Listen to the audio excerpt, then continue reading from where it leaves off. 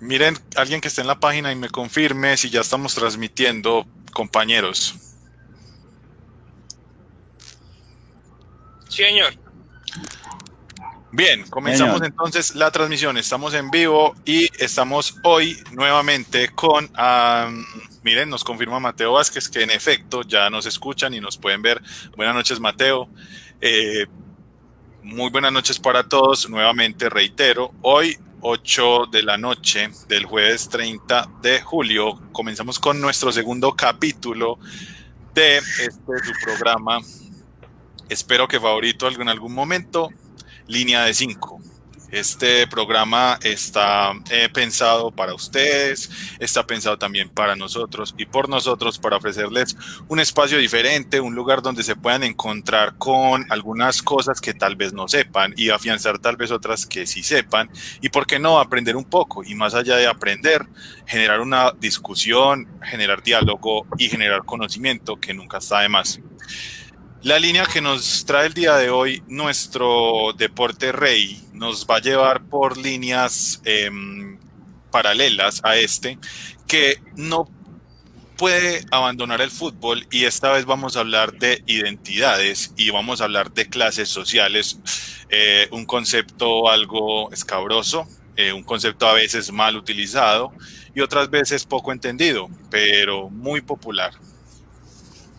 El día de hoy entonces me permito, antes de hacer una pequeña introducción sobre el tema, saludar a mis compañeros porque saludar es parte de la coherencia y de la cortesía. Vamos entonces ahora a saludar a cada uno de ellos y antes de hacer un pequeño contexto y armar un poco las ideas, vamos a saludarlos a todos y vamos a arrojar una pequeña pregunta. Pero primero vamos con los saludos. Uber, ¿cómo estás? Buenas noches. buenas noches para todos, buenas noches para los amigos y compañeros que están por ahí en el debate, con ganas de hablar un poquito sobre otras cosas no tan, no tan mencionadas. Muy bien, muy dispuesto como a compartir con ustedes y a aprender también de todos los que están por ahí sobre estos asuntos, como decía Berna, algunas veces paralelos al yogo. Y vamos con nuestro compañero Oscar, que hoy viste los colores de un equipo de pronto ya un poco Y un grande. apagado, pero eso no le quita, como dice Brian, lo grande que es. Oscar, buenas noches. Buenas noches, hombre Berna, ¿cómo estás? Sí, un equipo que de pronto en los últimos años no ha tenido sus mayores éxitos, pero que ahí va. Un saludo pues para todos aquellos que nos están viendo. De todas maneras, acá muy entusiasmado para tratar de compartir lo poquito que uno sabe del tema. Y ojo, muy importante, sobre todo para aprender, no solo de ustedes pues que se empapan del tema, sino también de quienes nos ven. La semana pasada, en nuestro programa anterior, vimos cómo va uno aprendiendo también de quienes nos ven. Entonces, contento por eso. Excelente. Vamos entonces con un paralelo a lo que acabo de escribir con el equipo de Oscar y vamos con Brian, que hoy viste la indumentaria de un equipo que en este momento está en la cima. Brian, buenas noches. Hey amigos, buenas noches. Contentísimo de estar aquí con ustedes, compartir un ratico, chismosear, saludar a toda la gente que nos está viendo, que sigan ahí, que nos tengan paciencia si de pronto nos volvemos mamones, pero esto mejora, esto mejora. Ahí vamos saludando a Mateo, a Jumpy, a Wilmer, que se van conectando. Y no, muy contento de compartir siempre con ustedes. Bien, ¿algún comentario corto del el presente del equipo que tenés puesto hoy? Corto, corto. Un grande muchacho, un grande. Muy bien. Vamos con esta vez, Pachito. No sé, no nos pusimos de acuerdo antes, pero coincidimos con la misma camiseta, papá. Y es el más grande de América, con respeto de otros, ¿cierto? Y, Pachito, ¿cómo estás? Muy buenas noches, Berna. Muy buenas noches a los compañeros que nos acompañan en la discusión. Buenas noches a los que se conectan hasta ahora, Mateo, John, Wilmer, Sebastián, hombre, y pues más allá de la grandeza que representa pues en lo deportivo, es todo el proyecto político y social que hay detrás del club, ¿cierto?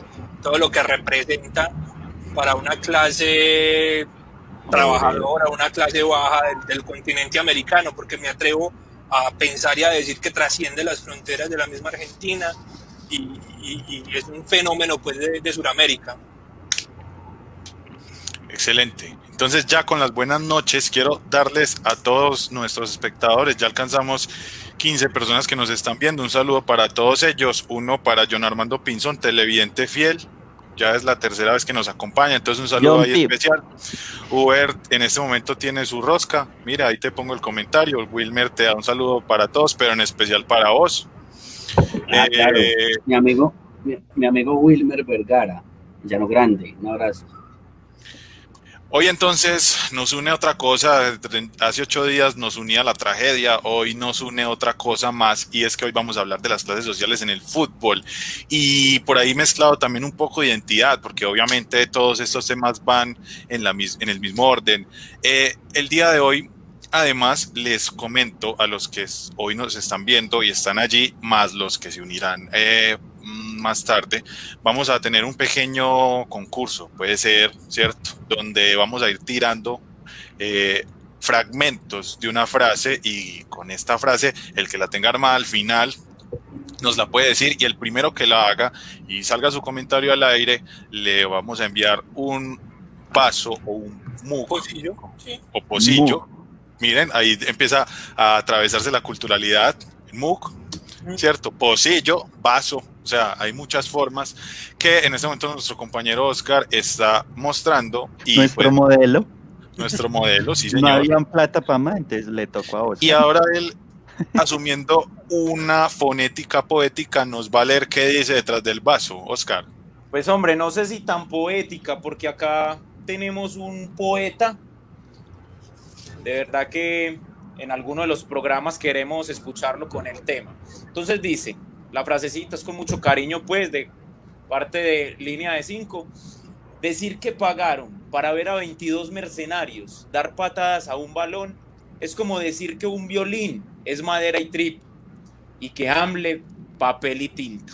Es una frase de Priestley.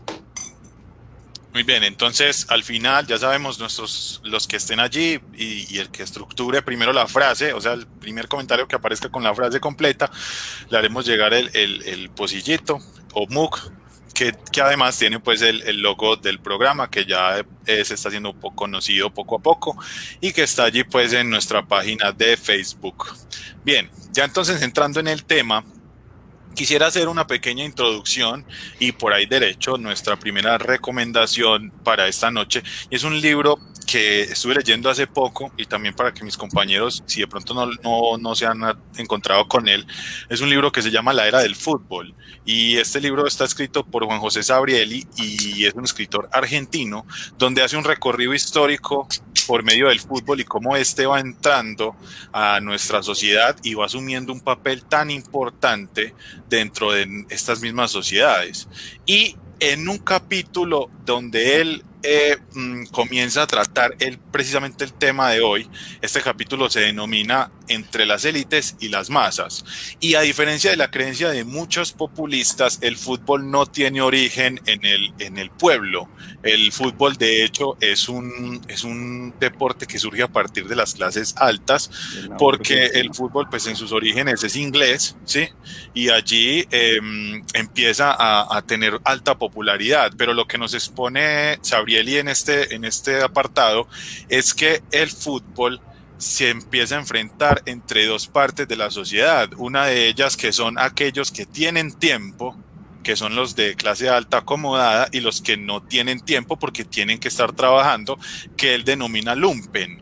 Un lumpen es un grupo social urbano formado por individuos socialmente marginados como indigentes y mendigos. Así se refiere, pues eso refiere el término. Entonces, Sabrieli lo acuña en este libro para referirse o para dirimir el asunto de una clase alta que tiene mucho tiempo y que entonces el deporte es simplemente una forma que viene desde la aristocracia donde el mismo Goethe, el mismo Tolstoy y el mismo Thomas Mann expresan la importancia de establecer una rutina de trabajo físico, porque la mente la mente ya está trabajada a partir de la academia, a partir de todo lo que ellos leían y con lo que podían tratar, pero que no podían dejar el deporte de lado. Pero ¿qué pasa? Muchos deportes se empiezan a basar en asuntos caballerescos, ¿sí? Como tener un cuerpo esbelto, trabajar la mente y el cuerpo, como lo puede ser el golf, como lo puede ser, si me ayudan mis compañeros, el que es con caballos. Polo. No el polo, el otro, equitación. Equitación y polo. Equita polo. Que es un deporte que no es de contacto. Pero ¿qué pasa? Luego, en el siglo XX, en las public schools de Inglaterra, las universidades de Inglaterra fueron impuestas, empieza el fútbol a surgir en más o menos en 1846 con unas reglas deportivas donde va surgiendo toda esta masa de personas, pero de las élites, que comienzan a practicar este deporte, ¿sí? Y él nos dice entonces en una cita, miren, no es tampoco por azar que el fútbol lo juegue la clase alta y lo arraigará pronto en ambientes lúmpenes, como ya expliqué el concepto anteriormente, y en ciudades industriales del viejo continente. Él advirtió que las características similares entre los jóvenes de clase alta y los lumpen es que él denominaba que la única clase capaz de disputar una ociosa herencia del honor y la mentalidad belicosa habitual es la clase de los delincuentes. Es decir, el fútbol, al ser un deporte de contacto, de batalla, de constante enfrentamiento, empieza a ser atractivo para estas clases marginales que empiezan a ver a estas personas jugándolo en las afueras de las fábricas, porque tenían tiempo, pero ellos no, porque trabajaban casi 12, 14 horas, algunos hasta 20, y algunos inclusive dormían en las empresas. Empiezan a ver este deporte y todo empieza a tener sentido para ellos. Incluso hay una jeringosa en el fútbol argentino que dice que el juego del fútbol es por esencia nacional y popular, pero paradójicamente en Argentina y en casi el resto de la América del Sur son los ingleses quienes traen el deporte a los países latinoamericanos, y se empieza a arraigar esta situación en las mismas prácticas y en las mismas formas de los equipos. Es decir, llegan los ingleses y con ellos la oligarquía, y estas dos palabras que acabo de decir se convierten en la bestia negra de los mismos nacionalismos populistas. ¿Y esto en qué degenera? Esto degenera en que la embajada inglesa inclusive es la que funda el primer club en Argentina, que es el ferrocarril, donde lo fundan son los dueños de esas empresas del ferrocarril, y inclusive la primera asociación del fútbol argentino, que en aquel momento se llamaba Argentine Football Association, no permitía que se hablara en castellano en sus reuniones. Y además en la Asociación Uruguaya de Fútbol estaba prohibido jugar los domingos, porque según la tradición protestante los domingos son días de culto. Entonces todas estas prácticas se empiezan a manifestar en las prácticas del deporte, y poco a poco las clases bajas le van quitando este deporte como su representante a estas clases altas, ¿sí? Hoy en día, por eso es que en el mismo deporte y en el mismo fútbol argentino hay presentes palabras. Es decir, el mismo Boca Juniors, de quien tengo la camiseta el día de hoy, tiene una palabra en inglés, River Plate, Racing, Newell's Old Boys.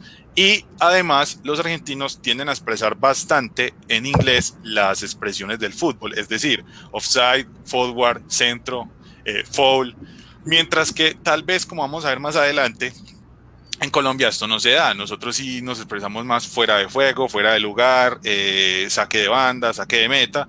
Entonces, este fenómeno, que es lo que vamos a ver ahora, en que se va dando en una lucha de clases, que es lo que vamos a tratar el día de hoy después de esta leve introducción.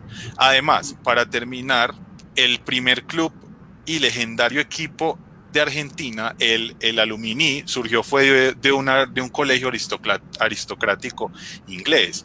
Es decir, el fútbol rey, el fútbol que lo vemos como popular, el fútbol donde inclusive como hace 8 días, si estuvieron en nuestro programa, una compañera le dijo a nuestro compañero Uber alguna de sus conquistas, le dijo, usted es un hombre tan inteligente, es decir, ella lo asocia con este concepto de aristocracia, disfruta de ver 22 peludos detrás de un balón, o sea, madure. Mientras que si lo analizamos fervientemente, es la cultura del cuerpo, la cultura del caballero, la cultura del fair play, el que se expresa en el fútbol. Solo que luego el fútbol se vuelve algo, se va transformando y se va moldeando a partir de que las clases bajas o menospreciadas, entonces lo toman como una forma de protesta hacia estos. Inclusive se empezaron a dar partidos entre clubes formados por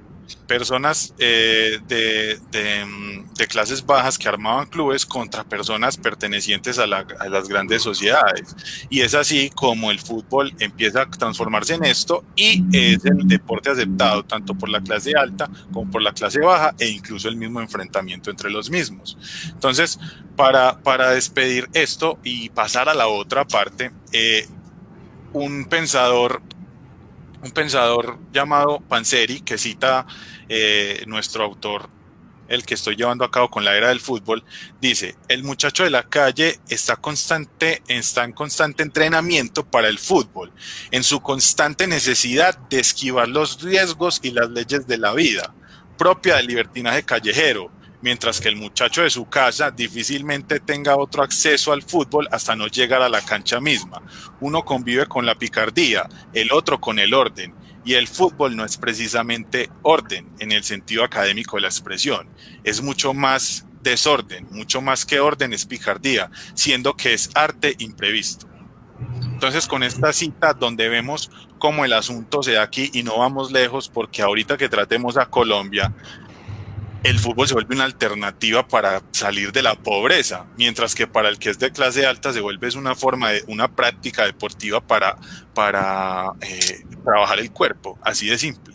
Entonces, con esta introducción y este pequeño contexto y el recomendado de hoy, enseguida lo pongo ahí en la pantalla para que lo tomen nota, un libro bastante interesante, vamos a pasar entonces a comenzar a explorar estos casos de la lucha de clases y de las clases en el fútbol y de las mismas formas de identidad a través de ejemplos, como lo hicimos en el programa anterior con las tragedias, y cada uno de mis compañeros nos va a traer un ejemplo y al final, para que pronto los espectadores ahí pendientes piensen, vamos a ir con el contexto colombiano. ¿Listo? Entonces vamos a comenzar con Uber, que nos va a traer un primer caso. Uber.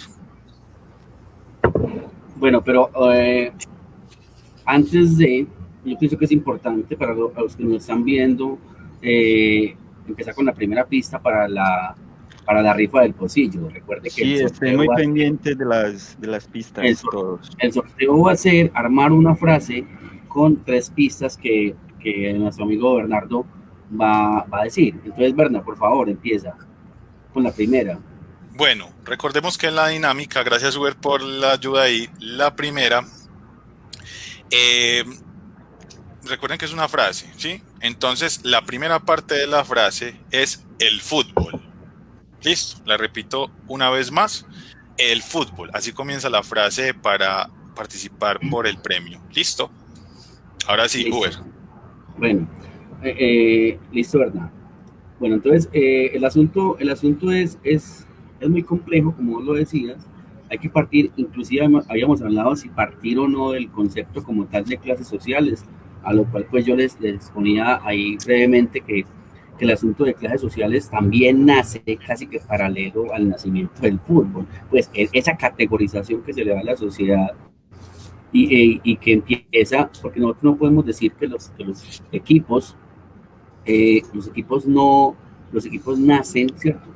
no han cambiado, nacen obviamente en una diferenciación de clases muy marcada, pero recuerde que estamos hablando de principios del siglo XX, finales del siglo XIX, en donde el mundo estaba europeizándose, en donde ese camino avasallador del colonialismo inglés traía a cada rincón del mundo parte de sus costumbres. Entre esas costumbres, afortunadamente, los que amamos del fútbol, llega pues el fútbol en unas versiones un poco diferentes a las que existen ahora.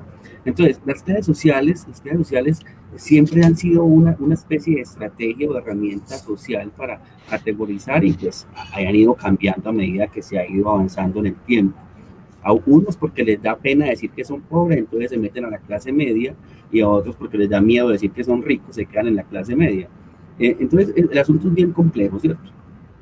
Pero efectivamente, el fútbol, como decía Berna, nace nace precisamente en aquellas élites burguesas de principios del siglo XX. En este caso, por ejemplo, hay muchos ejemplos. A mí me llamó la atención el ejemplo de el clásico de Cerro Porteño y Olimpia de Paraguay, ¿cierto? Cerro Porteño y Olimpia de Paraguay, conocido pues como Cerro Porteño, conocido como el Ciclón Obrero. Empieza primero Olimpia en 1901, precisamente con la creación de un club por parte de un profesor de educación física inglés llamado William Patz. El hombre, obviamente, pues estamos hablando de 1902, el acceso a la educación no era para todo el mundo, el acceso a la educación era un asunto de privilegiados. Él empieza a crear un grupo de amigos de su universidad, y deciden ponerle el nombre de Olimpia en honor, ¿cierto?, a aquel templo griego de esas ya conocidas disputas. Obviamente, un equipo pudiente de la clase alta empieza a ganar todo, ¿cierto? Hacen unos pequeños torneos y empiezan a ganar todo, pero, como decía Berna ahora, al hacerse atractivo para también esas clases un poco más marginadas, 10 años después, en 1912, aparece un grupo de chicos de los barrios, de las calles, y crean lo que es conocido hoy como Cerro Porteño. Cerro Porteño en honor a un cerro muy, muy famoso, a un cerro donde se gana una batalla muy famosa contra Argentina que se llamaba Cerro Porteño, ¿cierto? Estos equipos ahí en Asunción empiezan a hacerse conocidos, unos por ser los chicos universitarios de la élite y otros por ser los chicos del barrio, de la calle, ¿cierto? Sabemos que obviamente Olimpia de Paraguay es un equipo muy grande, que las cosas han cambiado mucho y que esa concepción de calle, de barrio, se ha ido convirtiendo ya no tanto en eso, y lo mismo esa concepción de burguesía o de élite también se ha ido transformando, pero sigue existiendo una realidad. Yo me asombraba porque es una realidad tremenda. Incluso algún hincha de Olimpia me decía ayer, en realidad nosotros lo consideramos a Cerro Porteño como un rival digno, por tanto para nosotros el clásico más importante de Paraguay no es contra Cerro, sino contra Nacional. Eso lo dicen ellos porque obviamente no quieren admitir que existe una rivalidad muy marcada, y no quieren admitir de cierta manera la grandeza de Cerro, pero la ciudad de Asunción se paraliza efectivamente cuando se enfrentan estos dos equipos. Hay una rivalidad hoy, estamos hablando de no sé cuántos años después, ¿cierto? Una rivalidad muy marcada que incluso se ha transmitido a los equipos de futsal. Ellos tienen también equipos de futsal, y en esos como son escenarios un poco más pequeños, en donde los hinchas están más en contacto, en varias ocasiones han ocurrido enfrentamientos en donde, por ejemplo, creo que en el 97 hubo un enfrentamiento con 2 muertos, en el 2003 un enfrentamiento con 1 muerto, y se ha ido considerando un clásico de extremo peligro, sobre todo porque Cerro representa a la clase marginada de Asunción, y Olimpia sigue representando pues como esa clase privilegiada de los universitarios paraguayos. Entonces es así más o menos el asunto, pero o sea, a pesar de que las cosas han ido cambiando, se originan efectivamente en una lucha de clases, en una disputa de clases que se transmite a la cancha y que además lleva inmersas ciertas pasiones, pero que han ido variando, ¿cierto? Han ido variando como han ido variando, vamos a verlo más adelante aquí en Nacional Medellín, en América Cali, las cosas no se mantienen igual, pero efectivamente nacen como una lucha de clases transmitida al terreno. Más o menos era lo que tenía pues como para comentarles de ese famosísimo clásico paraguayo. Bueno, ahí tenemos la cita de la imagen que estamos proyectando en pantalla. Esa es de la década del 70, una foto de la Conmebol. Bien, vamos entonces a pasar con nuestro siguiente participante, y es el señor Oscar, que nos va a traer otro de estos casos y además se va a acercar a la pregunta y la definición sobre las clases sociales antes de comenzar con el ejemplo, ¿sí? Entonces, Oscar. Bueno, pues yo creo que Uber nos deja muy claro lo que van siendo las clases sociales o esa herencia que el fútbol va dejando en las clases sociales, además de la introducción que vos haces, Berna, ¿cierto? Yo sí quisiera traer a colación, digamos, la percepción que Marx, todo un profeta en torno al asunto económico, va a traer o va a dejar entrever. Y es, por ejemplo, cómo él va a hablar del carácter social de los procesos económicos y del carácter privado de los rendimientos, ¿cierto? Básicamente lo que Marx está planteando, y lo que planteó muchísimo antes de que apareciera el fútbol, iba a ser el contexto social, lo pone obviamente pues el pueblo, y los rendimientos van a ser para unos pocos. El fútbol no iba a estar ajeno a esto, pero para que pudiese llegar allá tendría que pasar un proceso muy largo. Por ejemplo, y para terminar de ajustar el asunto de las clases sociales, cómo ese socialismo ha sido vinculado al sector obrero, mientras que el capitalismo ha sido vinculado a la burguesía. ¿Qué pasaba, por ejemplo, después de la Primera Guerra Mundial, por allá, y después de 1917, cuando aparece esta doctrina económica en Rusia? ¿Qué pasaba con los jugadores rusos? En Rusia, el fútbol se jugaba y el jugador tenía que terminar de jugar el partido e ir a continuar sus labores de trabajo. No era determinado como un asunto pues económico, remunerable pues a gran nivel. Entonces, ¿qué empieza a hacer esa sociedad capitalista? Esa sociedad capitalista empieza a hacer del fútbol un espectáculo, y hay que hacer un espectáculo haciendo caso a esto que decía Marx, el carácter social de los procesos económicos. Entonces, a partir de eso se empieza, digamos, a ver el fútbol como un espectáculo, a partir de la división entre socialismos y capitalismos. Estos países lo empiezan a ver. Entonces yo quisiera traer a colación el caso de el clásico de la Madonnina, ¿cierto? El clásico de la Madonnina, aunque por acá tenemos repetilo. Un mejor italiano que bueno, nos explicaba Pacho por el interno ahorita detrás de bambalinas el gestico de por qué los italianos hacen el clásico de la Madonnina, o siempre que hablan con el gesto. Ahorita cuando le demos paso o cuando Pacho nos coopere con su aporte, pues qué bueno que nos recree el asunto. Entonces, se le conoce como el clásico de la Madonnina porque la Madonna es la Virgen María en italiano, ¿cierto, Pacho? ¿Me equivoco? Entonces, y esta Virgen, la ascensión de la Virgen, la asunción de la Virgen, está en lo más alto de la Basílica de Milán. Entonces, por eso se le conoce como el clásico de la Madonnina. Este clásico va a estar muy enmarcado por lo que son las clases sociales. ¿Por qué? Porque el primer equipo que va a aparecer es el Milán. Aparece en 1899, el Milán, y va a aparecer de cuenta de unos empresarios ingleses. Ojo con el dato, no está por demás, como lo mencionaba ahora Uber y como lo mencionó Berna, son los ingleses los que empiezan a colonizar también este ámbito, el ámbito deportivo a nivel futbolístico. Entonces van a Italia y empiezan a crear o gestan pues la creación del Milan. Cuando crean al Milan, se desarrollan unos añitos así, la primera década del siglo XX, y con esa primera década del siglo XX van a llegar como 3 títulos, creo que son 3 títulos para el Milan, pero resulta que en 1905 empieza ese ideal de llevar jugadores extranjeros, y los de Milán quieren, por este asunto también muy político, muy nacionalista. Recuerden pues que estamos previo, unos añitos antes de esa Primera Guerra Mundial, el nacionalismo italiano como se ve enmarcado, ese nacionalismo de los milaneses no quiere permitir que lleguen jugadores de otro lado. Entonces casi que pues los presidentes es que el presidente es el que manda.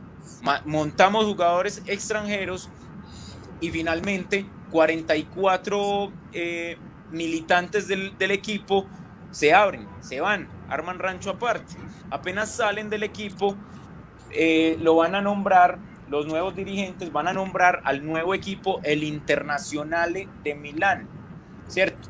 Ahí el nombre, Inter de Milán. ¿Por qué? Porque era con jugadores internacionales. Entonces, al montar esto, el Milan se queda como sin recursos. Al quedarse sin recursos, va a acudir y va a montar el equipo con jugadores obreros, mientras que el Inter va a ver esa opulencia inglesa que empieza a llegar y los hinchas de la clase alta se empiezan a asociar al Inter de Milán y los de la clase baja se empiezan a asociar al Milán. Entonces esa es una fiel muestra completica de lo que va siendo una lucha de clases. Quisiera de pronto, si me lo permiten, tocar un texto muy interesante. Dice el texto, es un libro, se llama Una historia popular del fútbol, de Michael Correira, y el hombre lo que va a plantear, si me permiten una frase muy interesante, dice: el fútbol no son solo goles, jugadas, tragedias, plasticidad, victorias o desencantos, tampoco es solo lucro, beneficios, dinero. El fútbol es mucho más que todo eso, es una metáfora que nos ayuda a comprender el mundo que nos rodea, sus conflictos, la alta diplomacia, los flujos migratorios, los episodios de racismo o las luchas colectivas, sociales, feministas, sindicales o nacionales. Esa es como la introducción del libro, y él ahí le dedica un capítulo a la lucha de clases, cómo se va a establecer esta lucha de clases. También sería de pronto interesante tocar el tema de cómo un clásico va albergando otros factores, como lo es el estadio de fútbol. El estadio de fútbol se va a hacer, el estadio de San Siro se va a hacer en 1926. Cuando lo hacen, el local va a ser Milan inicialmente, luego llega el Inter a jugar en el mismo estadio, y para 1980 y algo, 85 creo, se va a llamar el Giuseppe Meazza en honor a uno de los jugadores que militó en ambos equipos, pero se llama Giuseppe Meazza solamente cuando juega el Inter. Cuando juega Milan se llama San Siro, entonces no está por demás, un datico histórico. Quisiera, pero esa la lanzo ahorita, de pronto a lo que mis otros dos compañeros aporten, que tengo una pregunta de pronto que nos podría generar algún tipo de debate. Ahí, para cerrar el comentario, el aporte del compañero Oscar, no es que el estadio se llame diferente, el estadio se llama Giuseppe Meazza, el barrio donde queda el estadio se llama San Siro. Lo que ocurre es que cuando juega el Milan, no les gusta decir que se llama Giuseppe Meazza, porque hace más referencia pues como al Inter de Milán. Al Inter. Exacto, Ajá. son los hinchas los que asumen el nombre. Eso. Muy bien. Entonces, en ese orden de ideas, tenemos una foto, pues, cortesía y citando, pues, al diario de Medio Tiempo, donde podemos ver una imagen de uno de los partidos que fue suspendido por el fervor de los hinchas, y vemos a dos de los grandes representantes de cada uno de los dos clubes, que es Rui Costa y Materazzi, protagonista de otro evento que tal vez toquemos en otro programa, ¿cierto? Aquel que porta el número 23. Bien, en ese orden de ideas vamos a continuar con Brian, que también nos trae un caso del tema del día de hoy. Brian, obviamente, bueno, Brian, antes de que empeces, pues vamos con el orden de antes de que tengas tú tu aporte, nos contestes o Señor. te acerques al concepto de clases sociales. Listo. Bueno, ese concepto es bastante, parece que es simple, pero tiene su complejidad debido a que en esa lucha de clases siempre va a haber un conflicto de intereses, ¿cierto?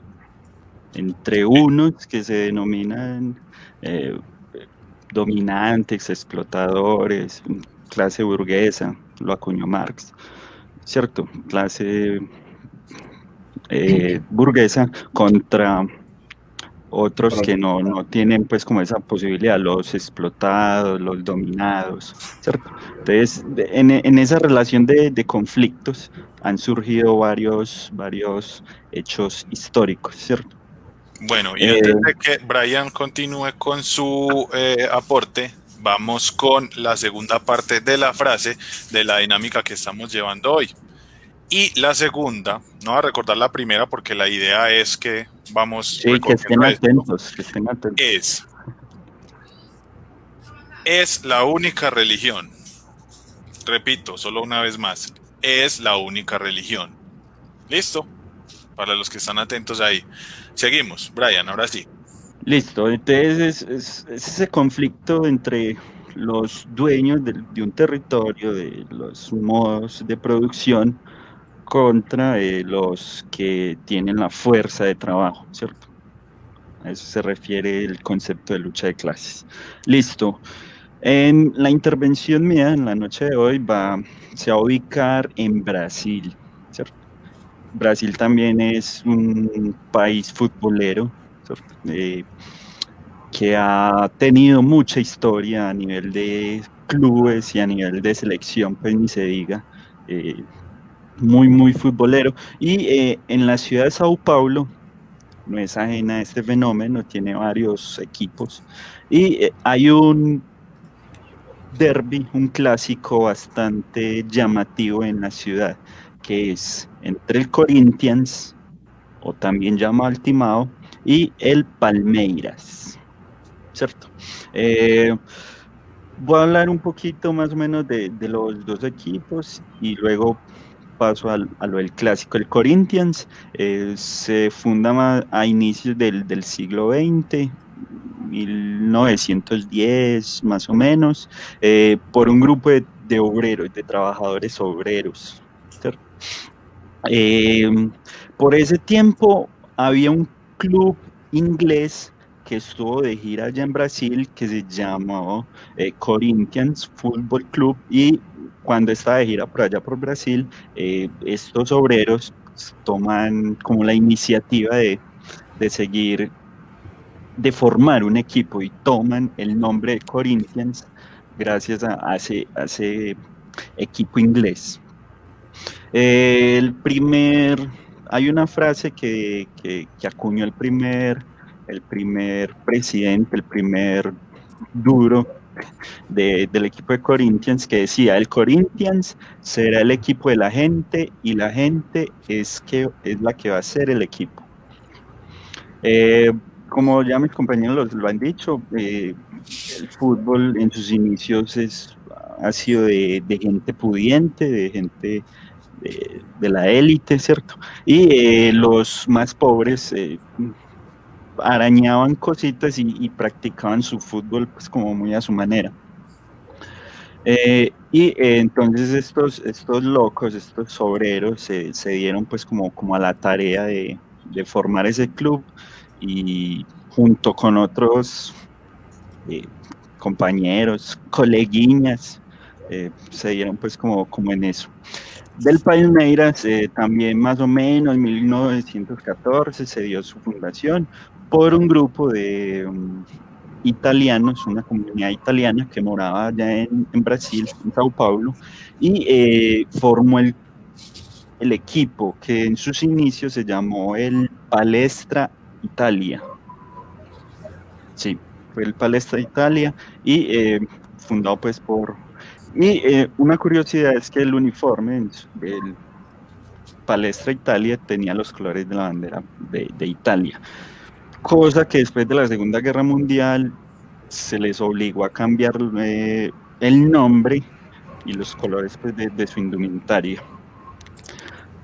Se les obligó porque no querían que ninguna institución de Brasil hiciera referencia a ningún país que estuviera pues como en conflicto en esa guerra. Listo. Ahora voy a hablar del derbi. Imagínense que como en 1917 más o menos fue el primer derbi de estos dos equipos, del Corinthians y del Palmeiras, y Corinthians venía como en una racha ganadora, tenía todos borrados, pero este recién aparecido, que era la Palestra Italia en ese tiempo, llegó y vean, les ganó 3-0 en su primer encuentro.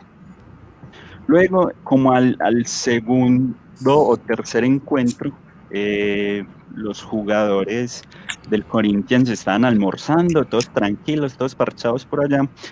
No sé si alguno conoce cómo se le cafetería o restaurante, no sé cómo se les llamará por allá en Brasil.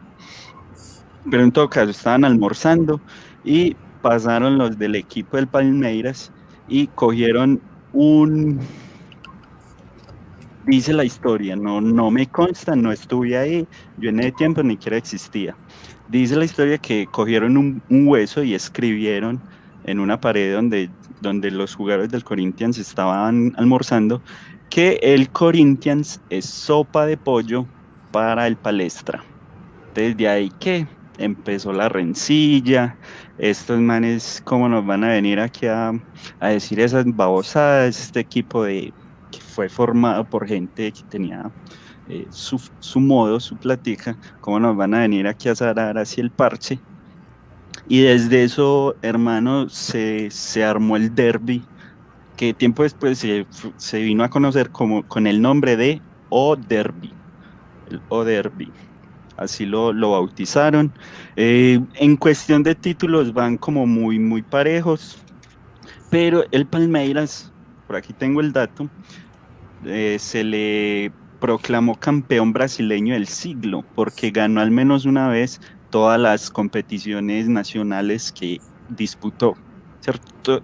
En Brasil, que es complicado porque hay varios torneos a la vez, el Paulista, el no sé qué, y el Palmeiras lo ganó al menos una vez. Entonces desde ahí se empezó pues como esa rencilla, y según la cadena CNN es el 9º clásico más importante del mundo.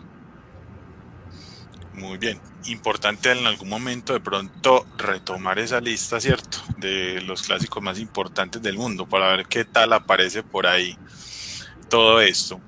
Muy bien, siguiendo entonces con el orden de la noche, vámonos con Pacho, que hoy nos va a tratar otro ejemplo más del tema que hoy nos reúne. Pacho.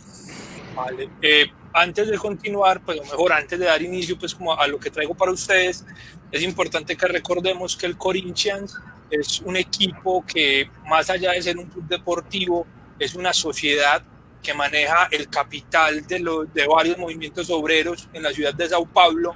Es una marca importante.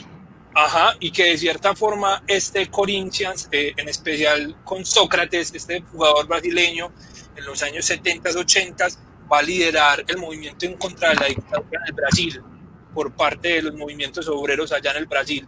Entonces el Corinthians juega un papel importantísimo en la identidad de las clases populares de Brasil, pero sobre todo de la ciudad de Sao Paulo. De Sao Paulo.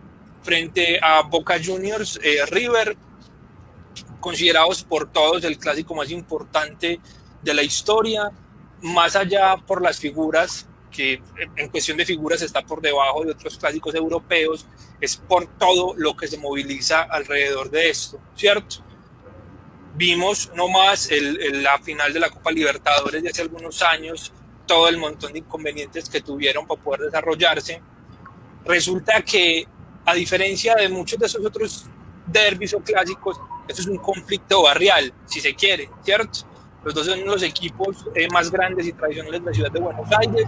Los dos surgen en el barrio de La Boca, es un barrio porteño al ser un barrio porteño, claro, tiene un poco industria, pero también tiene muchos inquilinatos y muchos vecindarios, perdón, es un lugar como que congrega mucha población, población sobre todo inmigrante de principios del siglo XX, finales del siglo XIX, italianos, ingleses, franceses. estos chicos se reúnen a crear clubes de fútbol, esa moda de finales del siglo XIX, principios del XX, se va a formar inicialmente el Club Atlético Boca Juniors, que va a recibir los colores de cuenta del primer barco que arrima al puerto, que era un barco sueco, por eso los colores azul y dorado, y posteriormente se va a fundar el Club Atlético River Plate.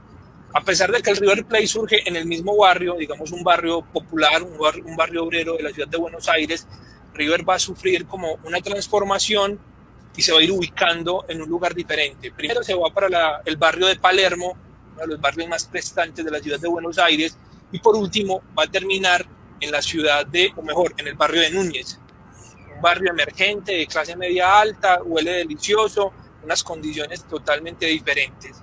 Desde ahí vamos a empezar entonces a marcar esa diferencia de clases, el Boca Juniors como el equipo de la clase popular, de la clase obrera, el equipo del barrio que huele maluco, de ahí viene el nombre de los bosteros, ¿cierto? La bosta, la bonica de los caballos y de las vacas, y River Plate por su parte, entonces se va a construir en torno a esa idea de la élite criolla argentina.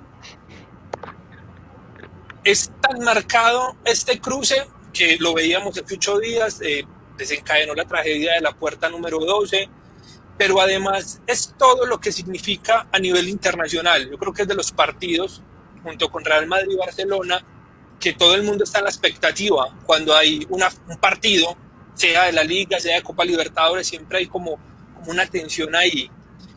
Me parece muy bonito que Oscar Washington Tabárez, el que hoy es director técnico de Uruguay y en su momento dirigió a Boca Juniors, él me hace una referencia muy bonita acerca del papel simbólico que juega el fútbol.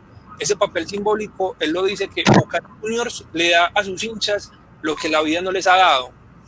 La mayoría de hinchas de Boca entonces son estas clases populares, son inmigrantes de países vecinos argentinos como Bolivia, como el mismo Paraguay, al punto de que los hinchas de River, el insulto o la mofa que tienen hacia los hinchas de Boca es decirles boliviano. Háganme el favor, ¿cierto? La despección de el boliviano, el negro. Y en cambio, el River Plate, conocidísimo como el millonario. El millonario por 2 elementos. Primero, porque va a ser el primer club en la historia de Latinoamérica que va a hacer una transacción millonaria para su época, por allá en los años 30. Y segundo, porque al ser el club de la clase de la élite en Argentina, va a sufrir, o mejor, va a recibir apoyos por parte de las dictaduras argentinas. Es entonces ahí cuando el Monumental de Núñez para el Mundial de Argentina 78 va a ser modificado, va a ser transformado, ¿cierto? Va a recibir apoyo, y la Bombonera, que es el equipo, o mejor, que es el barrio popular, va a estar muy marginado de ello. Quisiera leerles un fragmentico chiquito sobre esto. Un sociólogo argentino, José Garriga, lo reduce de esta forma. El Monumental es símbolo del poder, imponente como el Coliseo romano. Fue remodelado durante la dictadura argentina para acoger el Mundial del 78. Está ubicado en un barrio bonito, elegante y de ricos olores. La Bombonera, que no fue remodelado en la dictadura y fue sede del Mundial, es un estadio con otras fragancias, la del sudor de un pueblo apasionado. Bueno, este asunto nos lleva a que esa rivalidad, aparentemente que es solamente deportiva, se lleve a muchos planos. El River y el Boca no solamente son equipos de fútbol, sino que son clubes deportivos. Entonces es un partido a muerte en voleibol, en hockey sobre césped, en fútbol sala, en lo que quiera, porque representan, digamos, los valores de clase o los valores sociales de la sociedad argentina, inicialmente, pero que con el pasar de los años, este fenómeno de Boca y de River se expandieron por toda Sudamérica, y no es gratuito que en muchos de estos países como nosotros hayan filiales de estas barras. Entonces, la filial en Colombia de la barra del Boca y del River, aunque haciendo la salvedad, en muchos casos la gente que simpatiza con estos equipos probablemente no tiene que ver como con con el principio de identidad originario de estos clubes, ¿cierto? Lo que les decía al inicio, pues Boca, y hablo pues en el caso de Boca, más allá de un club de fútbol, es como un movimiento social y todo lo que representa y moviliza en la sociedad argentina. Muy bien, Pacho. Vamos a compartir una imagen aquí que sé que va a generar algunas reacciones, ¿sí? No la quería compartir hasta que Pacho terminara para enseñar esta belleza de imagen. Ya mismo les voy a mostrar.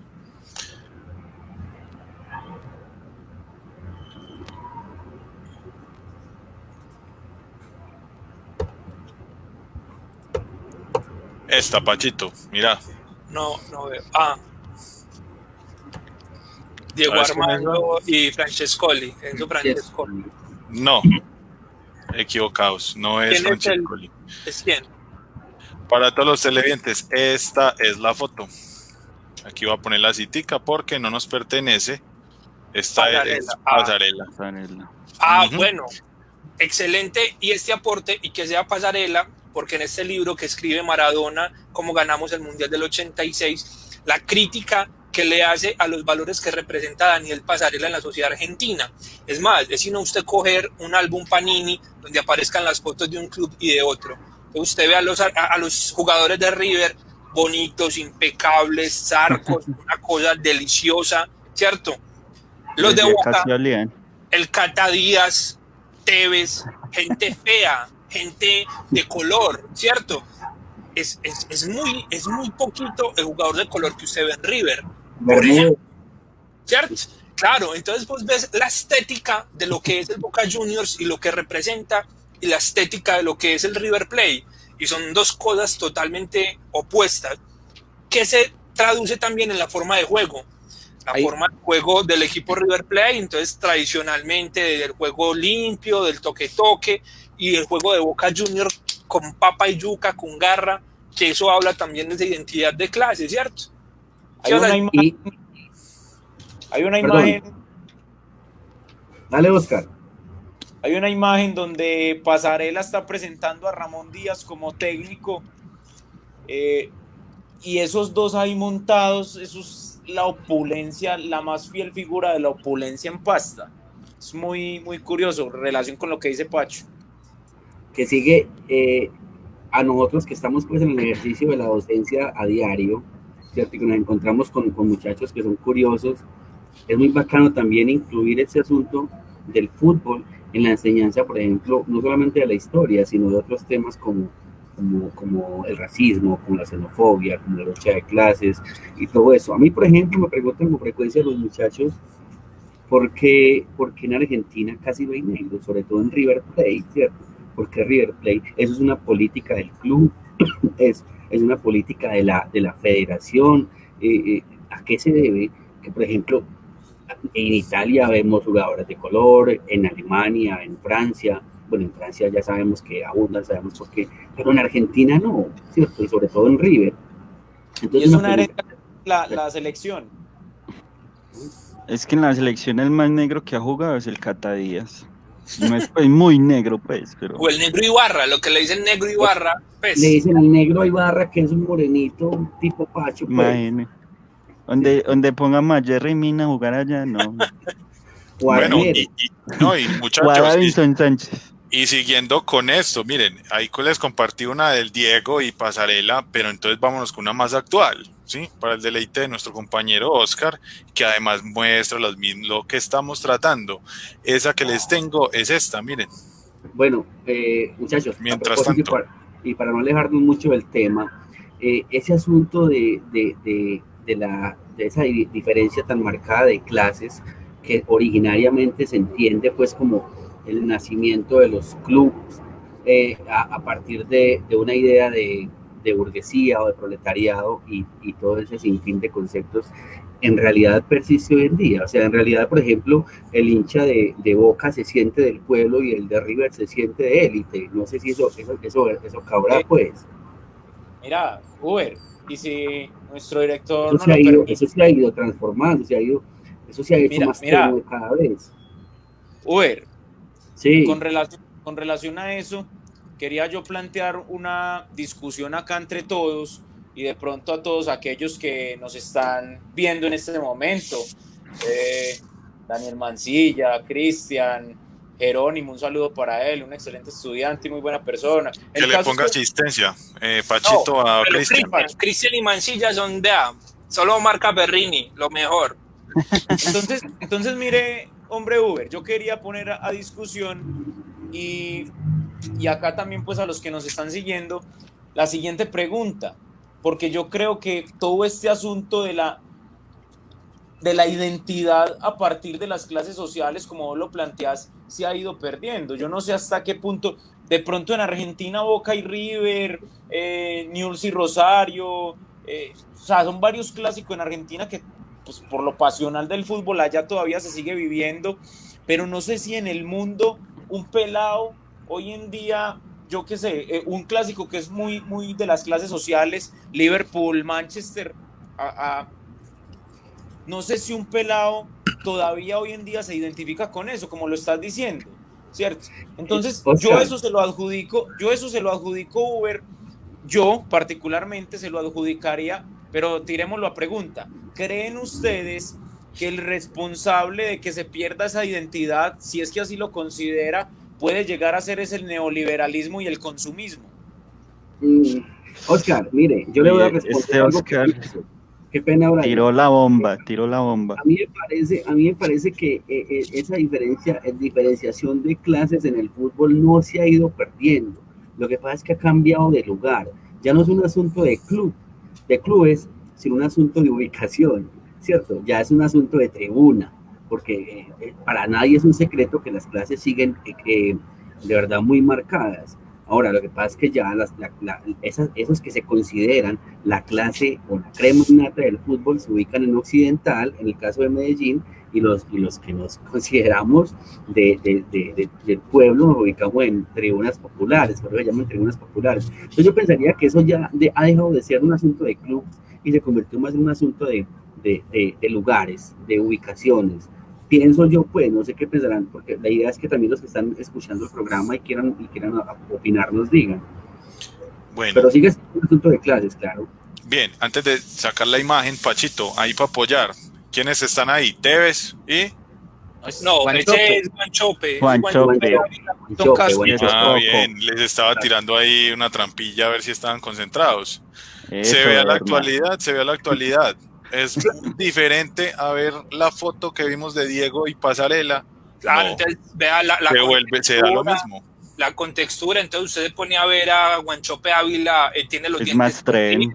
Es un personaje no es tan bonito estéticamente que pues por ejemplo el man no tiene cabida en River Plate, ¿cierto? Dos cosas. No vamos lejos, los colombianos que jugaron en River y en Boca, Falcao jugó en River, claro. Otro Juan tema, Pablo Yepes jugó en River, mientras que quienes jugaron en Boca, Chicho Serna, el patrón Bermúdez.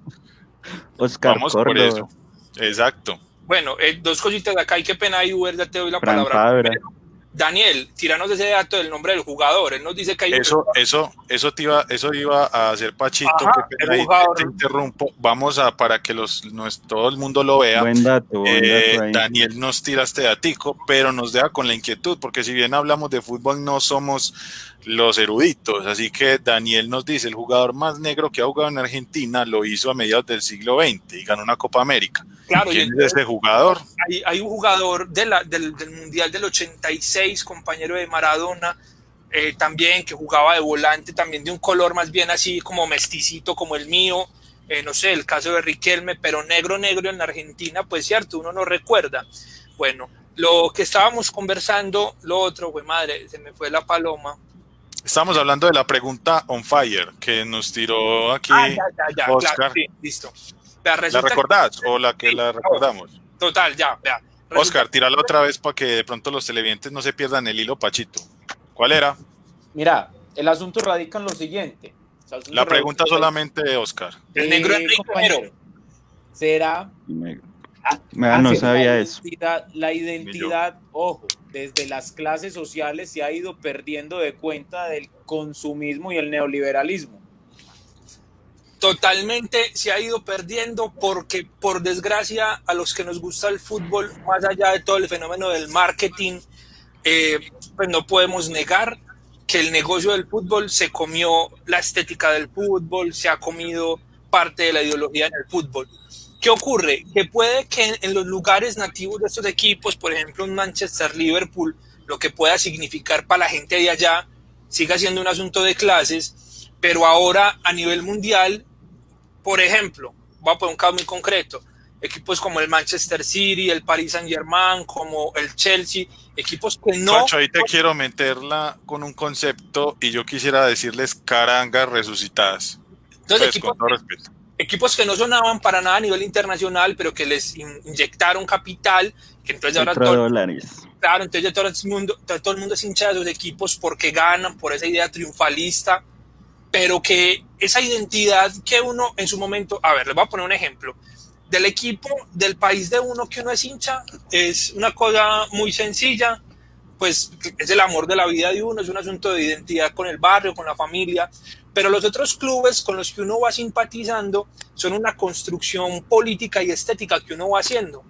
Claro, yo me hice hincha de Boca, además de que me tocó la época dorada de esos años 2000, que ganó El todo, Bianchi, el equipo de que ganó Bianchi. todo, pero también por un asunto de estética. Me encantan los equipos que no se dan por rendidos, que dan patas si es del caso, que son incómodos, además porque me identifico con las clases populares, pero entonces, ahorita mucha gente, sobre todo estos pelados que apenas están ingresando a este mundo del fútbol, yo creo que los criterios que tienen para sentirse identificados con un club no son esos, son que sea ganador, que gane o que tenga un uniforme bacano, ¿cierto? Entonces yo creo que por ahí la pregunta que vos haces, claro, si ha perdido mucho eso de la idea y de la identidad de clases en el fútbol, pero de los espectadores externos, tal vez en la intimidad del partido Boca River siga fungiendo como de esa forma. Mira, Pachito, de pronto un caso que yo diría, no sé hasta qué punto solamente de los espectadores externos, ¿cierto? Porque no sé hasta qué punto de los espectadores externos. Creo que ha sido tan grosero este asunto del marketing y de toda la cosa que miren, les tiro el dato. Inter evidentemente es asociado a la derecha, Milan es asociado a la izquierda, a los obreros, y paradójicamente, por acá tengo los nombres, la presidencia del Milan, que a propósito, Milan va a ser del conservador Silvio Berlusconi. Ajá. Que es uno de los más conservadores y ultraderechistas italianos. Entonces miren cómo esa identidad se pierde. Y aparte de eso le sumamos a Máximo Moratti en la presidencia del Inter, un man de izquierda. Pero no, se pierde desde la directiva, probablemente, que lo ve como negocio, pero vos te pones a ver a la intimidad en el hincha, a él no le importa que sea Berlusconi o sea el otro, yo me sigo identificando. Macri no es un personaje de derecha nefasto en la Argentina, y el hincha de Boca, por el hecho de que Macri haya sido presidente de la época más gloriosa, no deja entonces de ser, o no deja de sentirse parte de la clase popular argentina. ¿Sí me entiendes? Por eso, sí, claro, sí. El directivo lo mira como negocio, pero estamos hablando de la pasión, de la intimidad del personaje, que se pone una camiseta y que siente identidad con una camiseta. Lo que pasa, Pacho, claro, yo te entiendo tu idea y la comparto. La comparto, digamos, en el contexto argentino, de lo que conozco, de los que han visitado por ahí la universidad que vienen de allá, todo el asunto.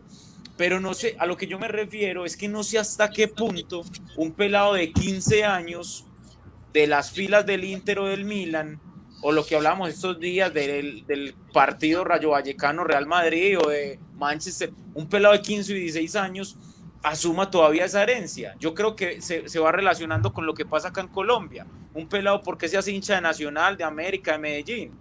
Por un asunto hereditario, el papá es hincha, o porque le tocó verlo ganador, como decían ahorita. ¿Sí me entendés? Puede ser. Habrá casos, ¿cierto? Sí. Sí, habrá casos, eso es lo que me refiero. Y ni qué decir de los jugadores, no me imagino que, mucho menos, pues, ahí sí que es cierto que se perdió toda la identidad. No me imagino, yo que sé, un Benzema defendiendo de verdad por identidad a los colores del Real. Hay varios escenarios en los que, como dice Pacho, existen los casos y esas diferencias, ¿cierto? Pues, algunos van a la tienda verde a comprar la camiseta que vale 200.000, otros van allá a la esquina a comprar la que vale 20.000, ¿cierto? O sea, siguen existiendo algunos casos, pues, pero eso sería para otro programa. Bueno, creo que entonces damos una vueltecita por Colombia. Antes de muchachos. pasarnos a la vueltecita de Colombia, no teníamos la respuesta y pues Daniel se ha puesto ahí a interactuar y nos dice que se llamaba De los Santos. Hay que buscar ese dato, Hay que buscar ese dato, es un Sí, muy porque buen... dicen que Jerónimo dijo que el negro Enrique y ya No, Daniel dice... pero Jerónimo daba el yo- dato del compañero que estuvo con Maradona en el Mundial del 86, que es el negro Yo Enrique. tenía ya, el dato perdón, del negro perdón. Cáceres, el negro Cáceres que fue en el 62, que fue pues, uno de los más negros que ha jugado en Argentina, pero no sé pues, tampoco qué tan cierto era. Oiga, colombiano negro que ha jugado en River. Álvarez Era Balanta. el Balanta.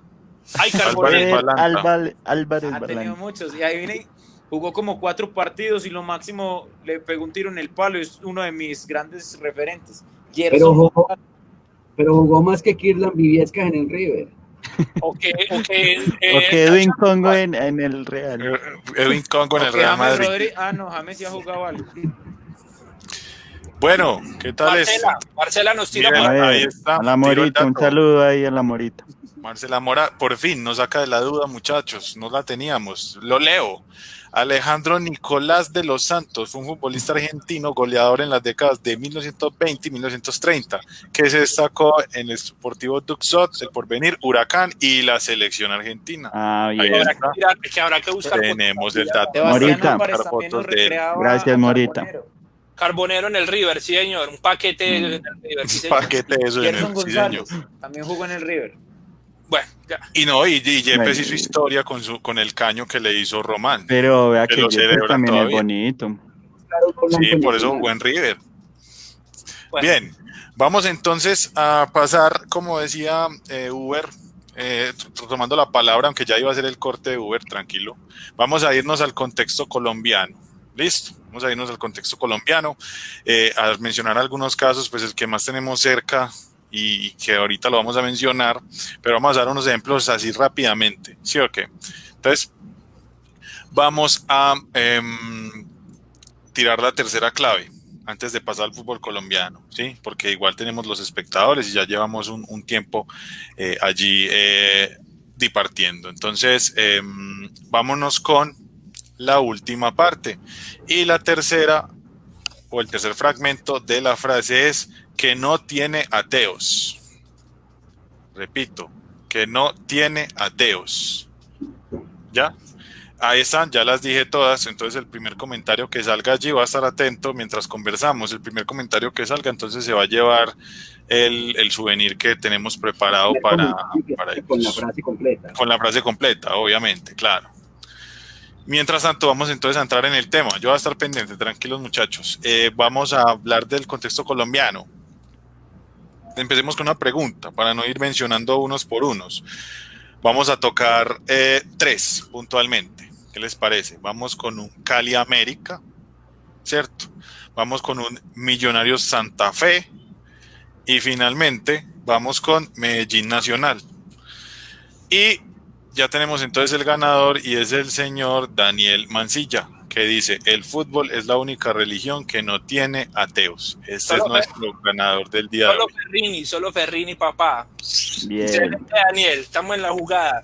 Bien, Daniel. Entonces ya, Daniel, tenemos pues, ya nosotros después tomamos tu perfil de ahí de la página y te haremos pues como llegar el vasito. Ya con las redes Le sociales. mandamos el vaso por inbox. Y que 6.000 de domicilio. El link donde lo puede descargar. Dale, pues. Mentira, no. Bien, Daniel, bien, muy bien. Bien, hágale que se le va a hacer llegar su premio. Bien. Vámonos entonces con los 3 que mencionaba. Toquemos rápidamente. Oscar, Cali América. Vos como hincha de la mechita. Claro, Cali América es un partido que va a surgir también como una lucha de clases. en cierta medida uno podría asumirlo a un carácter o a un corte lastimero. Pues Colombia ha funcionado muchas veces desde lo lastimero. La mechita, como se le conoce. Oscar, ¿por qué la mechita? Para 1918, pues la mechita tiene varios significados, sobre todo va a radicar desde el 79, cuando recién se enciende, entonces no hay quien la pague, con este asunto del pentacampeonato. Ok. Ah, bien. La virreina de la Libertadores, muy bien. Gracias, Brian. Para Con gusto, amigo. Para ese gracias sonó como él decía ahorita, lastimero. Para 1918, América empieza a construirse como un equipo muy del barrio y entrenaba o jugaba sus partidos en una manga que quedaba en el cementerio, mientras que al otro lado estaba surgiendo, pero todavía no había surgido pues a plenitud, el fútbol se estaba introduciendo en el otro lado y ya empiezan a hacer unos campos pues más estructurados. Entonces va a empezar, y por allá en 1931 se juega el primer clásico. Cuando se juega el primer clásico, al América le varios goles, o sea, fue un partido completamente sesgado a la Tenemos Oscar, unas pequeñas fallas ahí con Oscar de sonido. Oscar, volví a hablar a ver si ya, o si ya, para que mientras se te ahí arregla. Ahí estamos bien. Sí, ahora sí. El sonido. Entonces, sí. América va a perder una final que se da en 1931 y la pierde completamente por decisiones del juez. Y entonces, como en la tribuna había gente de la élite caleña apoyando a ese rival de patio que posteriormente se iba a convertir en el Cali, todos los digamos que los pobres o esa clase obrera, esos de abajo, van a empezar a apoyar a la América en inicio, casi que haciéndole una oposición a esa élite. Es ahí como surge, pues, a grosso modo, ese asunto de las élites. Oscar, un dato. Usted dice que no hubo quien la pagara. El Patriotas la pagó en el 2011. Mecha. ¿Cómo? Que la Mecha sí la pagaron en el 2011, la pagó Patriotas. Claro, y el Tigre Castillo. Gracias por el dato. El Tigre de las formaciones legendarias de todos, siempre. El 9 goleador de la selección. Bueno, señores, yo perdón, Bernardo. Es que el asunto es que hablar de lucha de clases en Colombia, eso es como tan, no sé, es que en todas partes es cierto, se manifiesta esa lucha de clases, en cualquier espacio o en cualquier escenario, la cotidianidad colombiana se manifiesta esa lucha de clases. Obviamente se siente con más pasión en el fútbol, pues porque, como decía ahorita, no recuerdo quién era, el fútbol a veces es el poquito de sombra para muchos. Entonces ahí pues, obviamente es como el momento en que olvidamos todas esas penas, pero hablar de lucha de clases en el fútbol en Colombia, creo que en todos los escenarios, en todos los momentos, está muy marcada. Sin necesidad de tocar equipos en especial, pero obviamente pues nos toca. Ahora, no sé quién quiere hablar Medellín Nacional y cuál es la verdadera historia de este clásico y de la lucha de clases que se muestra. Antes Uber, porque dejamos de último a Colombia, porque en Colombia es complejo el tema, no está tan diversificado, ¿cierto? Entonces vamos con un asunto y es, vamos a mencionar rápidamente al Millo Santa Fe, para ya meternos en Medellín Nacional y concluir el programa. Sabes que siempre nos gusta de lo más a lo menos, ¿cierto? Entonces vamos con quién nos va a mencionar. Claro, de lo más a lo menos, por eso empezar por el América. Obvio, sino que es que fui sutil. Listo, claro. Vamos entonces con Millo Santa Fe. Yo lanzando así los clásicos al azar. ¿Alguno quiere hacer un comentario sobre este? El caso, por ejemplo, de Santa Fe, que representa la élite económica y política de Colombia, puro gimnasio moderno, ¿cierto? No en vano las familias más prestantes de nuestro gobierno históricamente han Son estado hinchas de ligadas Santa. a Santa Fe, ¿cierto? Los Santos. Besito lindo. Ajá, ese es el equipo de la caracha, de la élite bogotana. Y si bien Millonarios también tiene, digamos, un origen que lo vincula con cierta solvencia económica, en la actualidad uno vería, por ejemplo, que la mayor parte de la población popular de Bogotá la tiene Millonarios, ¿cierto? Sí. Uno de los más marginales. No en vano, casi que Santa Fe es un equipo muy exclusivo, muy, de una hinchada más bien poca y más bien sobria y más bien bonita. Y el de Millonarios es el Y gremio. eso ya es mucho decir. Ajá. A pesar de que Bonita, sus orígenes, o sea, los orígenes del Millonarios, no están ligados a esta parte de la población. Además, señor. Marcela nos tira este dato. Interesante, señores, para tener ahí. El primer clásico entre Millonarios y Santa Fe se jugó el 19 de septiembre de 1948. Plena Guerra Fría. Plena Por Guerra Fría. Por acá, un dato importante que nos aporta el compañero John Pinzón. Es tan poderoso el fútbol que la ignorancia, la riqueza, la sabiduría se olvida en el calor de una grada, en el calor de un juego. Además, la clase social es un mal a gran nivel y si no démosle una mirada al mundo del teatro, ¿cierto? El compañero hace teatro y este asunto de división de clases sociales sí que se ve en el arte también, ¿cierto? Lo que yo les decía ahora. Todo, En todos todos los los escenarios. aspectos. Sí, El incluso fútbol no es en- ajeno a ese fenómeno. Incluso en el libro que les decía al principio, también se mencionaba allí este asunto. Bien, ahora metámonos en el meollo del asunto para concluir, señores. Terminemos con Medellín Nacional. Hay algunos datos, ¿cierto?, que se dan allí, que hablamos tras bambalinas de este equipo. Mucha gente, recordemos que en Medellín tiene acuñado el término el equipo del pueblo. Sí, esto, si lo hablamos desde la perspectiva que hoy estamos tocando, podría dar a entender que Medellín es el equipo de las clases bajas.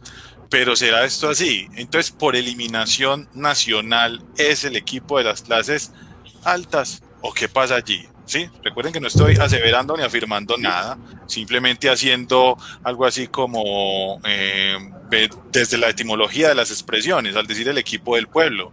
¿Qué quieren decir al respecto, señores? Yo Vamos quiero a dar un empezar. orden y vamos a empezar con Brian, que pide la palabra primero. Brian.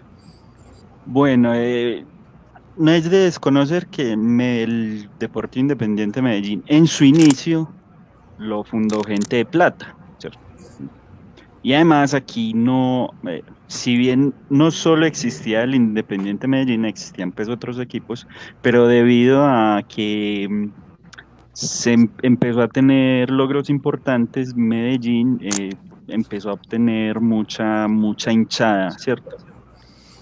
Entonces se convirtió en el equipo del pueblo, o sea, como máximo referente en el ámbito deportivo del fútbol, acá en la ciudad de Medellín, empezó a ser referente y por eso todo el pueblo, Medellín es un pueblo grande, de ahí se le acuña ese término, el equipo del pueblo. Y si uno va a ver, pues muchos hinchas son más bien veteranos que vienen de otra tradición, que hoy en día, pues, de un proceso de años atrás hasta acá, ha tenido sus altibajos de malos manejos, de poca inversión, ¿cierto? Eso ya va cambiando. Y que a Nacional, por ejemplo, en este caso, en esta discusión, la haya cogido otro tipo de patrocinadores y le inyecte un buen capital. Muy bien. Tenemos participación de Marcela, que dice que para que Medellín es el equipo del pueblo, porque en Colombia genera simpatía en todas las clases sociales, edades y razas. Y en Antioquia, o sea, es el equipo del pueblo. Me dicen así en Colombia. Marcela sea un poco hincha del Medellín, ¿no? Yo creo que sí. Es parcera mía y es hincha del poderoso. Pacho, señor. No, bueno, les iba. Gracias, Sebastián, por recordarnos ese dato. Resulta que ese Medellín va a surgir como un equipo, lo decía ahorita Brian, de la gente prestante de la ciudad, la policía y empresarios ricos, en contraposición a un equipo que existía que se llamaba Sporting. Sporting era un equipo de extranjeros formado por belgas, por ingleses y por suecos que vivían en la ciudad y que le daban la pela a todo el mundo, ¿cierto? Surge el Medellín, empieza a consolidarse como un equipo, está a la par de otros equipos como Huracán y Victoria.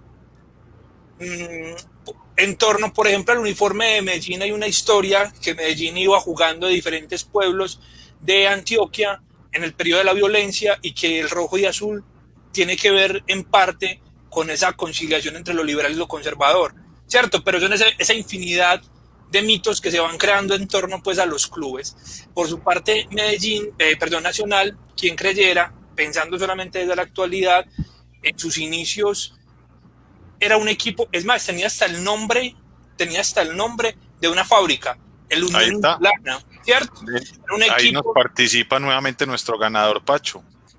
ajá. Entonces el Unión Indulana, formado por algunos obreros, por algunos chicos del barrio Boston, que va a empezar a crear una identidad diferente a la que va a tener el Medellín. Por ejemplo, la identidad de llamarse Atlético Municipal, que ya luego empezará a traer jugadores de otras regiones y llamarse Atlético Nacional, y la filosofía que lo va a acompañar por muchos años, Los puros criollos, ¿cierto? Que también es una apuesta, que también es una apuesta que se tiene en términos casi que, no sé si de clase social, pero sí casi que político, y que por muchos años fue la teoría de los puros criollos. Claro, Nacional deja de incluir solo los puros criollos mucho tiempo después, para la inclusión de extranjeros en su momento. O sea, hubo un gran lapso de tiempo entre uno y otro, ¿cierto? Es en complemento a lo que dice Pacho, disculpame, en complemento a lo que dice Pacho, el fútbol, muchos de esos equipos nacen, pues, en el contexto histórico, nacen en momentos supremamente complicados de los países, ¿cierto? Sobre todo en Colombia. En mitad del siglo XX es un momento histórico muy complejo para nuestro país.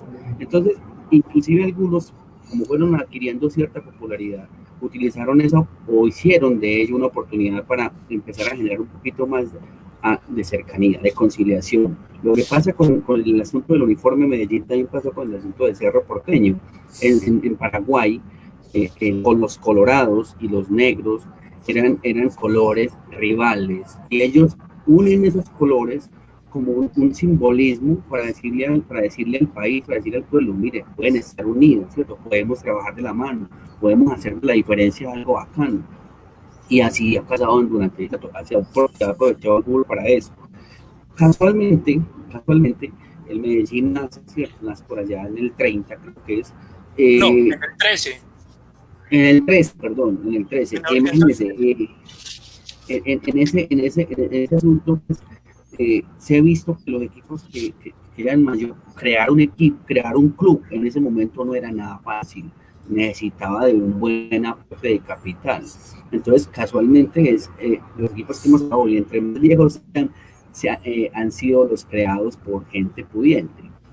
O sea, las cosas han cambiado mucho, pues, insisto, las cosas han cambiado demasiado. Sí, en efecto, mire, Marcela corrobora lo que decíamos sobre los colores bipartidistas del Medellín. Inclusive nos tira otro dato. El primer uniforme de Medellín fue blanco y negro. Era sí, como cremita y negro. Y en el caso de Nacional, cuando se llamaba Unión Indulana, el primer uniforme era verde y rojo, por dos elementos, pues porque eran los colores que unían los clubes del Unión y del Indulana, y además porque, como era una ciudad textilera, como era un equipo textilero, eran las telas más baratas, que eso habla también pues como del origen popular de este equipo, ¿cierto? Por acá... Ahora, Tatico, hay una pregunta para quien lo sepa. Bueno, de hecho, a mediados del siglo Nacional tuvo una crisis económica fuerte, y debieron meter como una especie de natillera donde la gente que iba a ver los partidos fuera la taquilla, ¿cierto? Y hubo un momento también en esa historia que Nacional no se podía presentar al torneo, y el Medellín le prestó unos jugadores para que pudiera completar su plantilla y poder jugar. Y en el 51, en una crisis económica del Medellín, se va a fundar el Independiente Nacional. Y ese Independiente Nacional, que es la unión de los dos equipos, pero realmente representaba al Atlético Nacional, porque Medellín va a desaparecer por unos años hasta el 53, cuando inauguran el Atanasio Girardot, y entonces vuelve a aparecer el equipo. Por ¿cierto? problemas económicos, ha desaparecido como 3 veces el equipo. Por acá hay una cosa que nos aporta la compañera Luanda acerca de esta idea de las clases sociales y de lo popular. No sé, Berna, si de pronto tenés forma de proyectarlo ahí. Ponelo ahí en pantalla. Vea, Luanda y nos lees. Pero que no, lo popular, no lo tengo allí. Lo popular no tiene... Ya. Lo popular no tiene tanto un contenido de clase, sino una sensación de maltrato colectivo, de no representación de parte de las élites y del poder. Por tanto, siempre hay un ánimo destituyente inicial que luego se va cristalizando en la construcción de un sujeto popular que puede hacer esa maniobra hegemónica, por lo cual una parte reclama ser el todo diciendo nosotros somos. Muy bonito y muy a propósito de lo que conversamos. Una manifestación de rebeldía, exacto. Claro, es esa lucha del menos, del oprimido, o sea, querer ganar, aunque sea en el fútbol, a esa gente que siempre nos tiene de acá, siempre ese ahora sentimiento de competirles, aunque Fernando Vallejo en varios de sus libros hacía referencia a la ciudad de arriba y la ciudad de abajo. Ajá. La ciudad de arriba la marginada y la ciudad de abajo la privilegiada. Otro asunto allí, tanto que se dan estas discusiones, inclusive cuando se agreden los hinchas en la calle, sabiendo que en algún momento, como en todas partes, porque son casos que podemos ver inclusive en Europa, cuando a punto de la desaparición de un club llega el equipo rival a ayudarlo, enfrentándose de esta manera, sabiendo que entre los dos han llegado a ser un solo equipo, como el ejemplo que plantea Pacho. Y además cada uno se ayudó en su momento para que pudiera resurgir el otro económicamente. Pero aún así sigue ese enfrentamiento. Ahí es donde volvemos a recaer en la importancia de la formación histórica para que se genere este pensamiento distinto y las posturas entre las situaciones, ¿cierto? Dando este pequeño contexto, les iba a tirar una preguntita breve, creo que no lo hemos tocado. ¿Quién me dice o me habla del asunto cuando Medellín se va de la ciudad, pues entre comillas, y cambia de nombre? ¿Recuerdan? El Oro Negro. El Oro Negro. ¿Quién nos habla un poco de eso? ¿Quién toma la palabra? Levánteme la mano para que haya orden. ¿Quién primero? Pachito, Uber. A Uber que le tocó. A Uber. No trabajé el tema, pero tengo entendido que fue un asunto como de representación también de un territorio, el asunto de Barrancabermeja, creo que era, ¿cierto? Uh-huh. Entonces, por cuestiones obviamente de patrocinio y asunto de capital, entonces eso pasó en muchas ocasiones con varios clubes y sigue pasando. Entonces ahí referente a ese tema, Pachito. Qué pena, pero no referente al tema, sino que considero que es importante que lo dejemos ahí para un próximo encuentro, y es cómo el narcotráfico va a transformar muchas de estas identidades de los clubes y mucho de esto que nosotros diríamos de lo popular y del origen popular, y que por eso nosotros no podemos ver o no podemos analizar el fútbol como si se haría en Argentina.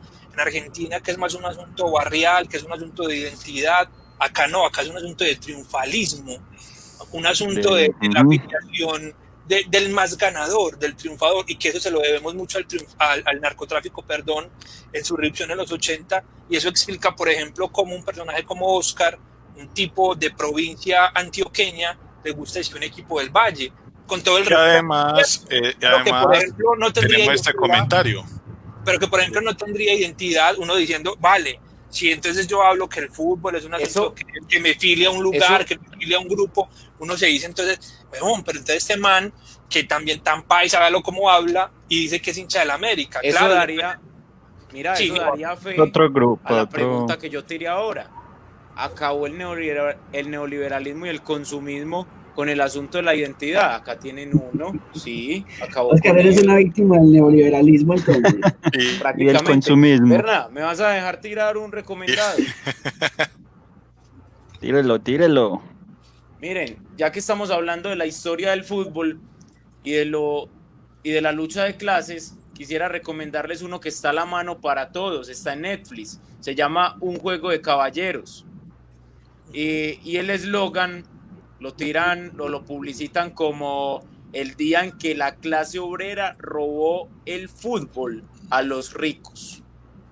Entonces, para que se lo vean, muy Y no con es el tan larga. asunto, y con el asunto barrial, luego ponemos las recomendaciones ya para cerrar el programa en HBO Go. En HBO Go está un documental que se llama Diego Maradona, que estuvo nominado el documental a los Oscar incluso.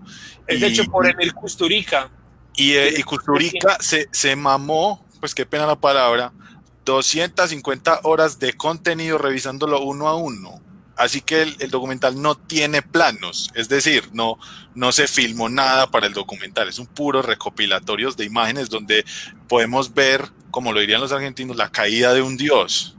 Sí, otro recomendado también. Y lo meto en este programa, muchachos, porque hemos tratado mucho lo de Argentina y empieza con el asunto de cuando Diego surge en Argentinos Juniors, ¿cierto?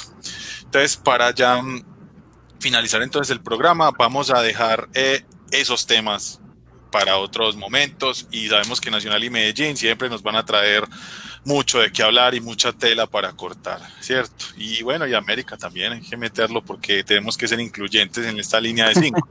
Y bueno, entonces, Loco, el hijo bobo hay que meterlo ahí. para terminar, saludos entonces otra vez a nuestro ganador, nos pondremos en contacto con él, saludos a todos, muchos saludos para todos los que estuvieron hasta el final. Y quisiera que todos nos dijeran rápidamente una despedida. Entonces, Oscar. No, pues agradecerle a todos los que nos visitaron hoy, a los que estuvieron pendientes del programa. De verdad que, pues, hombre, se hace cada vez más incluyente el asunto, muy participativos todos. Un agradecimiento a todos y cada uno de ellos. Y pues, hombre, creo que tratamos de dejar en evidencia que el fútbol de verdad se convirtió en una lucha de clases. Muy bien, Brian. Bueno, muchas gracias a los compañeros. Siempre es muy grato echar aquí carreta y chisme un ratico al lado de grandes maestros, de amigos. Y a los que nos vieron durante todo este rato, también agradecerles por parchar, por conversar, por opinar, por dejarnos saber sus sentires. Muchas gracias por estar aquí y nos vemos dentro de 8 días. Uber.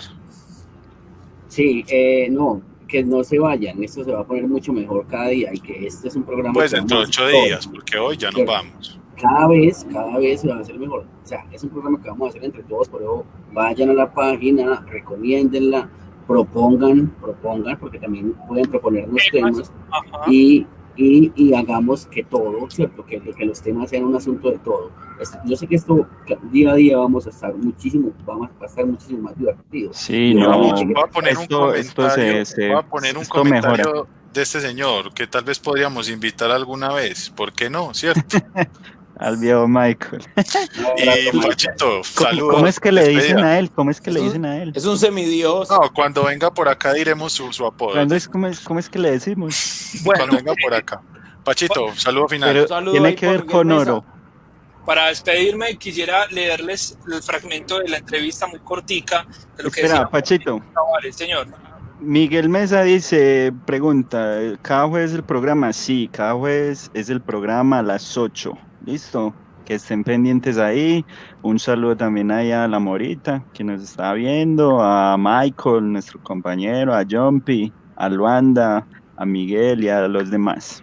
Un saludo enorme. Entonces, para despedirnos, Pachito, sí, claro, nos vamos a leer lo último y cerramos. ¿Listo?